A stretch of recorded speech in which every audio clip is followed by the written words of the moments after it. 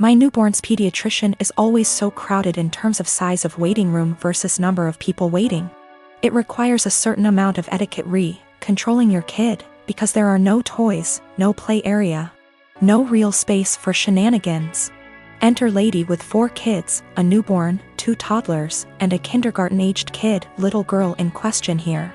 She really should have brought an iPad or a second adult or something because her kids were literally running around this space, yelling and screeching. The mom was oblivious to all of her kids except the newborn, who was quietly breastfeeding while mom was glued to her phone screen. Accordingly, other people were put in the awkward position of having to discipline her kids. Several people had previously tried to put her kids back in line for whatever issue, harassing their kids, being loud, whatever. Her kindergarten-age daughter, who clearly had some kind of special needs, was absolutely enamored with my newborn and his stroller.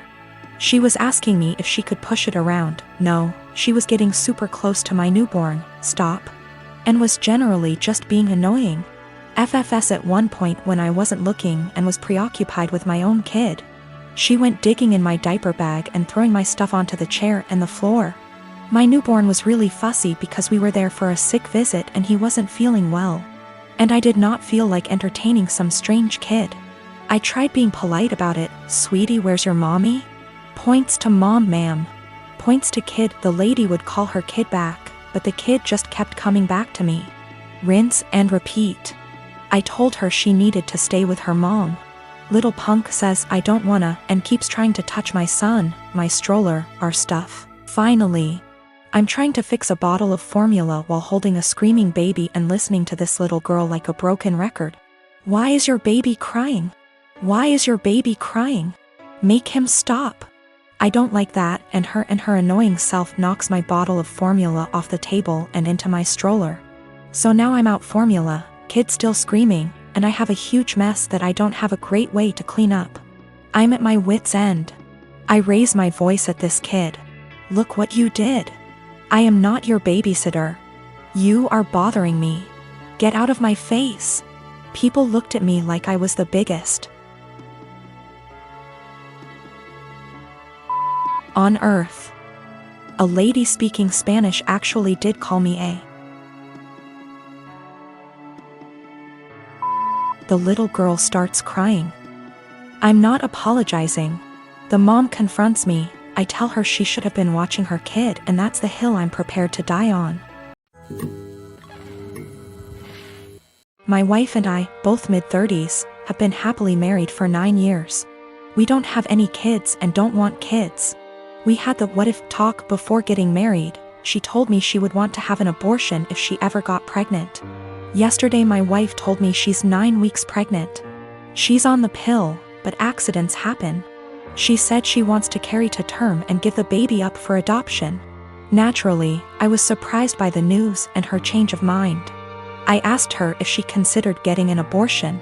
She said she had, but she doesn't want to because she feels a bond to the fetus. She told me she has been researching adoption and learned that the local adoption agencies only accept birth mothers who are okay with having an open adoption. I told her I wasn't really comfortable with this and asked her if she would have an abortion. She started crying and spent the night at her sister's place. She won't answer my phone calls. I'm uncomfortable with this for a few reasons. I was adopted at birth and my adoptive parents weren't the best. I know this isn't the case for everyone who was adopted, but I can't help but have a negative view about it. A few years ago I tried to find my biological parents to learn my medical history, but I couldn't. I was sore about it for a little while, but it doesn't bother me anymore.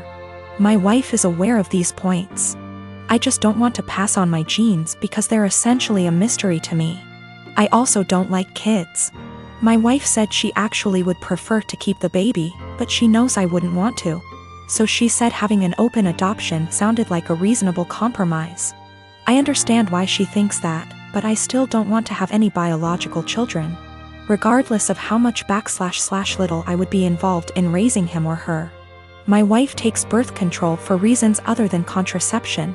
If she ever wanted to stop taking it, I would support her 100%. I realize that I'm an idiot for not getting a vasectomy a long time ago though.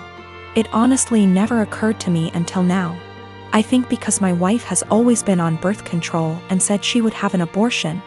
I see now that it was irresponsible of me to not get one regardless. I'm going to get snipped. She and I talked, it was emotional for both of us, but no voices were raised. I apologized for putting her in this position by being an idiot and not getting a vasectomy earlier. I also apologized if she felt like I was pressuring her when I asked her to have an abortion. I didn't mean to pressure her, but I know words aren't always received as we intended. She said she felt pressured a little, but forgave me because she knows I was totally caught off guard. She apologized for having a change of heart regarding abortion. She said she was really surprised by her own feelings and hopes I don't feel like she tricked me. I don't. We mutually agreed that it would be good to spend one more night apart to really think. We've always have a strong marriage, and we're both committed to working through this, whatever that may look like. My apartment complex didn't do traditional trick or treating on Halloween. Residents were advised to set out pre-packaged individual candy bags on their patios / front door areas if they wanted to participate, but the traditional knock on door, physically hand strangers candy was not permitted. So, Halloween comes and the kids are all dressed up and each building has a scheduled time where the kids go door to door. I ended up having to work late, so my neighbor offered to walk my kids around with hers at our building's scheduled time. About 45 minutes later my kids came home with a small bucket of candy. 6 little goodie bags each from individual apartments that participated. Everything was fine. And my kids didn't say anything weird had happened. They were just excited to eat candy once they got home. The next day I took my kids to the park directly across from our apartment complex. My neighbor was there with her kids as well. The kids were playing and she took out one of those individual goodie bags with candy in it from her purse and started to loudly rummage in it. She ate several pieces of candy and my daughter eventually noticed. Ran up and asked if she could have a piece, and my neighbor responded, "Nope, this is my tax candy. Remember that this was my reward for taking you trick or treating last night." I was a little weirded out by that statement and asked what she meant. She said that since she is the one who had to take the kids out, she took 5 bags from each of my kids as a tax. Her son then chimes in and said, "You only took 2 bags from us." She responded with, "But I'm your mom. I was doing OP a favor so they get a higher candy tax." I was thinking about how to respond when I noticed that she was holding a Starburst candy and decided to just smile and nod and go back to watching my kids. I let her continue to finish off the bag of candy and then said, "Hey, aren't you vegan? You know a lot of those candies are made with animal products, right?" I explained what gelatin was and how a lot of those candies are made with it. She was horrified, Googles it, and then told her kids that they were leaving. She said something about how she was going to be sick and stormed off. Now she's giving me dirty looks every time we see her and won't let her kids play if she shows up at the park and we are there. My husband thinks I'm an asshole cause I should have either not said anything about the gelatin or said something right away when I noticed. I don't think it's my job to tell a vegan what is and isn't vegan though, and she deserved it for stealing candy from little kids. When we got home from the park after the gelatin incident, I sat my kids down and asked why they didn't tell me that the neighbor took half of their candy. My oldest kid is 6 and my youngest kid is 4. 6-year-old explained that as they went door to door during their designated trick-or-treating time, she would have my 4-year-old grab 2 bags instead of 1 from each apartment for the majority of them. She explained it to my kids that they were grabbing extra bags for her to be handed over at the end as taxation. So either freaking way she was directly taking candy from my kids or taking candy from other kids through mine. As for the authenticity of her vegan sim, I may have exaggerated when I said super vegan when I first posted this. She claims to be vegan and is very in people's faces about the benefits, etc. It's 100% about the health side. She brags about veganism curing cancer, diabetes, even some mental health issues. I have never once heard her talk about the benefits for animals. She also sells herbal tea products, customized gym clothing, etc., so she totes a pretty big vegan lifestyle. If that makes sense. Now for the gelatin. She knows what gelatin is, she knows what it's made out of, she knows that there are obvious things that she can't eat. But she had no idea that a lot of candy specifically had gelatin apparently. When I told her that they had gelatin in it, she knew what gelatin was but Googled the candies to see if I was correct. I think she is either really dumb or she eats non-vegan stuff all the time when no one's watching, and had to pretend to be horrified about it at this point. 'Cause a lot of you guys have pointed out that you literally can't be vegan and not know these things. I'm not vegan, I'm not even freaking vegetarian, and I know these things. I live in an apartment on the ground floor of a house that was converted to apartments. My neighbors, one street over but the back of their house faces the back of the house I live in, can see my whole backyard and vice versa. My apartment has a whole wall of windows that are on the back of the house. It's gorgeous and is a big reason I picked the place. I love keeping plants and it let in a lot of light. Looking out, there is the neighbor's backyard which is large and comes up close to my place. The property line is maybe 10 or 15 feet from my windows. Once it has gotten to be warm out, I've noticed the husband of the family who owns that house looking into my apartment a lot. Even sometimes I'll look up and see him, look away then look back minutes later and he's still looking.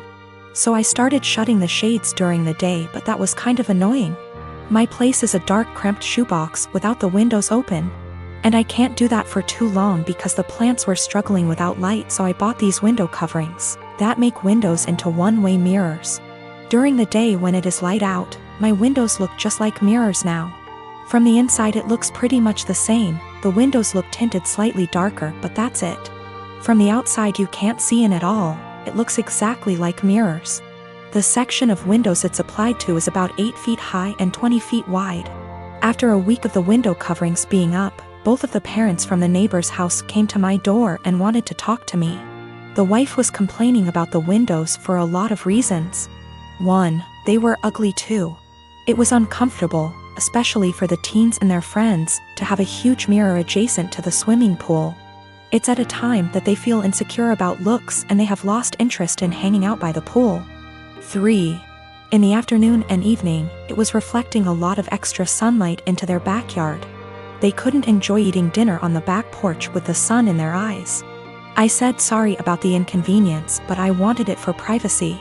They both pushed back on that some, and I said that I needed privacy because of the husband starting. He started denying it in front of his wife, and so I took out my phone where I'd taken pictures and sent it to my group of friends. And showed her a couple pic tires of him gaping at my apartment and the texts from that time. He got mad and said he incidentally looked over, and the 8-foot by 20-foot mirror was a crazy overreaction. I said that I'd like to keep it, and that I was sorry, but frankly this was avoidable. I think they're both mad because they called my landlord, who brushed them off.